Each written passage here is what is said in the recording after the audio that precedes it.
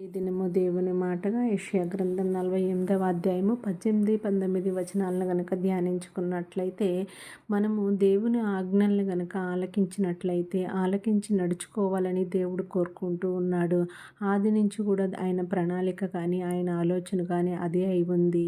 కాబట్టి మనము గనక దేవుని ఆజ్ఞలను ఆలకించి నడుచుకున్నట్లయితే మన క్షేమాన్ని నది వలెను, మన నీతిని సముద్ర తరంగముల వలెను, మన సంతానమును ఇసుక వలె విస్తరింపచేసి, మన గర్భఫలములను దాని రేణువుల వలె విస్తరింపచేసి, గర్భఫలముల యొక్క నామములను తన సన్నిధి నుంచి కొట్టివేయబడదు, మరువబడదు అని దేవుడు ఎంత చక్కటి వాగ్దానం ఇస్తున్నాడో. దేవుణ్ణి మనం సర్వశక్తుడైనటువంటి తండ్రిగా గనక భావించినట్లయితే, తండ్రి మాట వినినప్పుడు బిడ్డలకి ఎలాంటి క్షేమం అయితే పొందుతుందో అంతకు మించినటువంటి ఆశీర్వాదము పరలోకపు తండ్రి నుంచి వస్తాయని గ్రహిద్దాం. Thank you. Praise the lord.